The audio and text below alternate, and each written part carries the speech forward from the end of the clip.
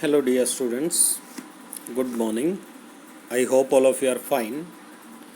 Our syllabus, according to split up, is complete up to the month of May.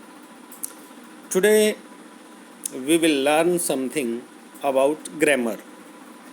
Dear students, as you can see on the screen, I have written sentence and tense.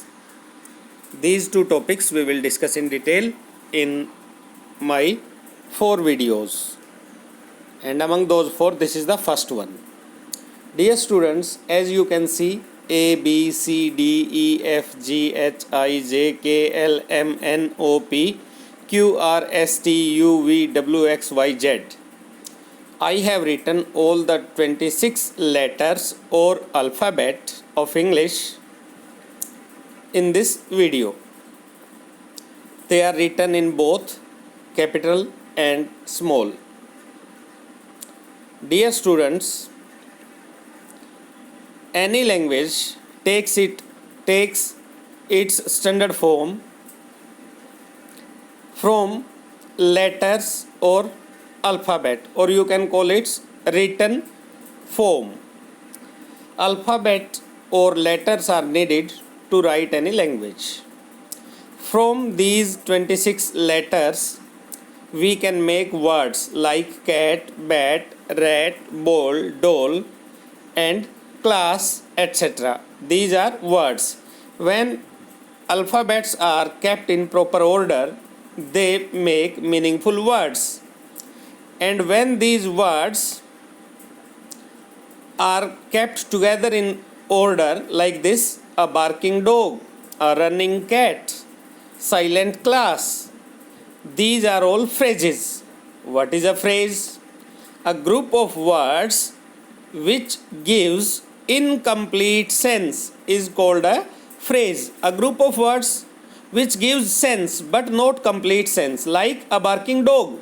We are getting some sense that barking dog is there, but what it is doing, complete information, where it is going, in which tense this sentence is, this phrase is, we don't know. So when a group of words is there and it gives incomplete sense, not complete sense, then it is known as phrase. So a barking dog, running cat, and silent class, all these are phrases. Now look at this. I saw a barking dog. He has a doll. These are sentences. So what is a sentence? A group of words which gives complete sense is called a sentence. A sentence always will give you complete sense. I saw a barking dog. Here we are getting complete sense. What I saw? A dog. Who saw? I only saw. And this is in past tense. So all these things we can understand very clearly from the group of words. So it is a sentence. A group of words which gives complete sense is called a sentence. Dear students, again, a sentence can be divided into two parts. Number 1, subject. Number 2, predicate. Then what is a subject? Who does some work or about whom something is said in the sentence, that is known as subject. Then what is predicate? Predicate says something about the subject. Predicate says something about the subject. So dear students, for example, you can look at this. I saw a barking dog. This is a sentence. If we want to divide it into two parts, we can divide like this. I, one part, and another part is saw a barking dog. Here I is our subject because I saw something. I has done some work of watching something, seeing something. So I is our subject, and remaining part of the sentence, saw a barking dog, is our predicate. Mainly predicate is made of verb and object. Verb and object. So dear students, any sentence, it may be small or a long one, it can be divided into two parts, subject and predicate. Subject is the doer or about whom something is said, and predicate is made of verb and object. Whatever is said about the subject is known as predicate.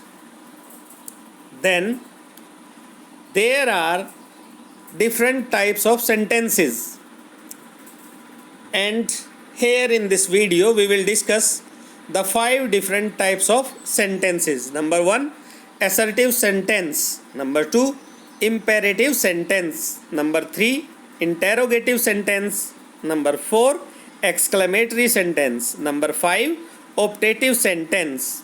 Number 1, assertive sentence. It simply makes a statement. It is always followed by a full stop. At the end of this type of sentence there will be a full stop. For example, our library has 12,000 books. You can see this is starting with a capital letter. Our O is capital and it is ending with a full stop, and it is simply telling a statement. Another example, he is not a tall boy. Again, it is starting with capital letter H and ending with a full stop.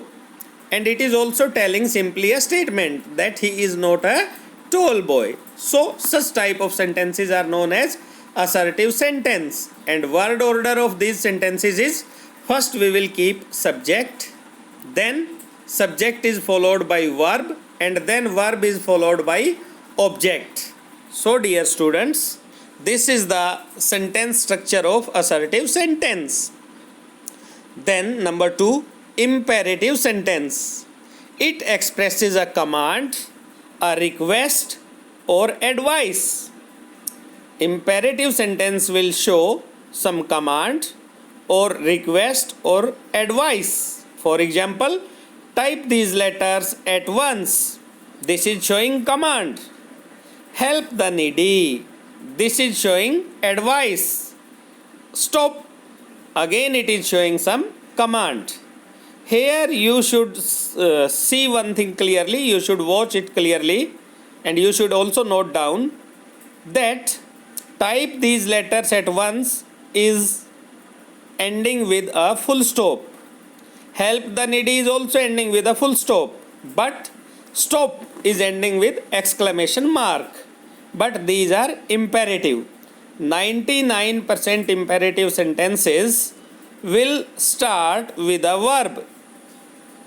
Stop, help, type, all these are verbs. Sometime imperative sentence also may start with please.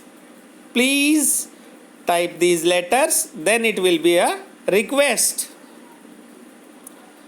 Then next type, interrogative sentence. It asks a question. For example, the sentence which you have learnt from class 1, may I come in sir, or may I come in ma'am. Number 2, where do you live? Interrogative sentence ends with a question mark. At the end there will be a question mark and it will ask a question only. Now, fourth type, an exclamatory sentence expresses a sudden, strong feeling of joy, sorrow, wonder, or anger, etc. Example, what a beautiful building it is. Another example, hurrah, we have won the match. Here you should pay attention. What a beautiful building it is.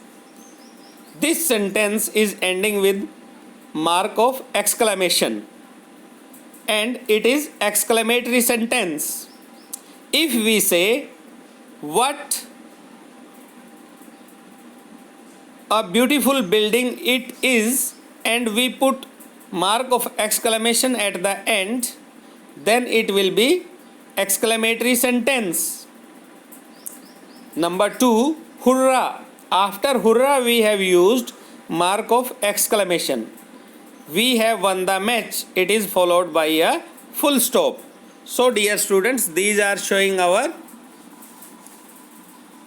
strong feeling of joy or wonder. That's why these are known as exclamatory sentences. An optative sentence expresses a wish or a prayer. Example, may God bless you. Would that I were a king. May God bless you is your prayer or wish. And would that I were a king, this is also your wish.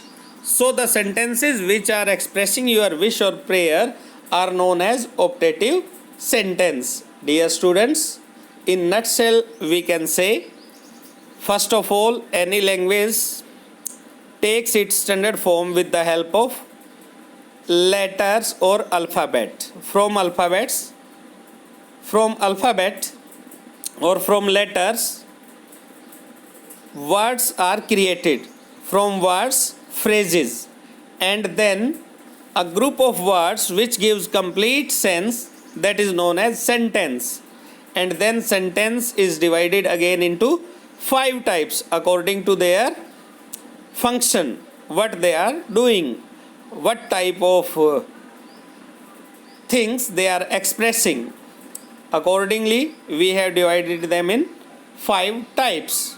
Dear students, I hope you have learned something new and valuable. Your doubts are always welcome. All of you will note it down in your notebook. Any doubt, you can ask me. I am available in the group. And please write down, and while writing down, you should also learn it carefully. Any doubt which comes to your mind, you can ask me. Be happy, be healthy, be safe. Okay, dear students. Thank you.